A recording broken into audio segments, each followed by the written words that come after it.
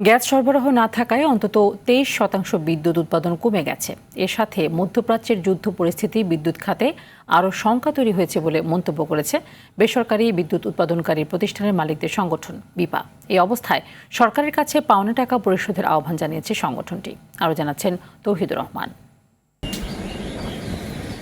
দেশীয় গ্যাস ক্ষেত্রে উৎপাদন কমে যাওয়া, আমদানিকৃত এলএনজির সরবরাহে ঘাটতির কারণে অনেক বিদ্যুৎ কেন্দ্র, বিশেষ করে গ্যাসভিত্তিক বেশিরভাগ বিদ্যুৎ কেন্দ্রের উৎপাদন বন্ধ রয়েছে বেশ কিছুদিন ধরে। এর সাথে চলমান মধ্যপ্রাচ্য যুদ্ধ পরিস্থিতি নতুন করে শঙ্কা জাগিয়েছে বলে মনে করেন বিদ্যুৎ উৎপাদনকারী প্রতিষ্ঠানের মালিকরা। যুদ্ধ স্বাভাবিক না হলে বিদ্যুৎ উৎপাদন খরচ বাড়বে বলেও জানান তারা। গ্যাসের অবর্তমানে আমরা বিদ্যুৎ দিতে পারছি না, সেটা কি আমাদের বিদ্যুতের দাম মানে কি দাম বলবো না, কস্ট বাড়িয়ে দিচ্ছে কিনা? অবশ্যই বাড়িয়ে দিচ্ছে না, কারণ এটা 6,500 মেগাওয়াট বসে আছে, এটা বিদ্যুৎ দিচ্ছে না। তো বিষয়টা হচ্ছে যে, কিন্তু এটা কেন হচ্ছে না? এটা তো মনে করেন আমি যখন সামনের দিকে আগাবো, আমার উচিত ছিল যে অ্যাজ সুন অ্যাজ পসিবল কোনো একটা গভর্নমেন্টের কি উচিত ছিল, অ্যাজ সুন অ্যাজ পসিবল আমরা এই 6,500 মেগাওয়াটকে জ্বালানি দিয়ে কিভাবে অ্যাক্টিভেট করতে পারি, তাহলে আমার উৎপাদন খরচ কমবে।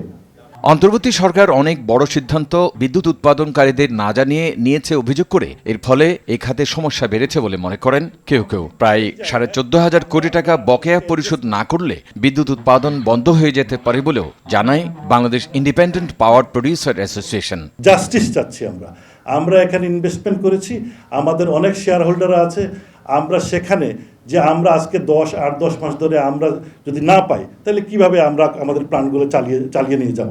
সেখানে সরকার, জানি নতুন সরকার, ওনারা অনেক ক্রাইসিস ফেস করতেছে, সেই জায়গায় ওনারা আমাদেরকে অ্যাড্রেস করুন, আমরা বসে এই প্রবলেমগুলোকে কিভাবে আমরা সলভ করতে পারি সেই ব্যাপারে ওনাদের সাথে আমরা মিলে কাজ করতে চাই। যুদ্ধ চলে গেলেও যেটা সিচুয়েশনটা যে দাঁড়াচ্ছে, ইমরানদের যেটা দেখা 6,000 মেগাওয়াট আমরা আসবে না, আমার রিগার্ডলেস ওই যে কে এফএস এর উপরে, এটা অন্য কথা, কিন্তু এফএস এরও নাই, আমি গ্যাস পয়সা দিয়ে এনেও কিন্তু আমি লাইনে দিতে পারবো। That's the reality.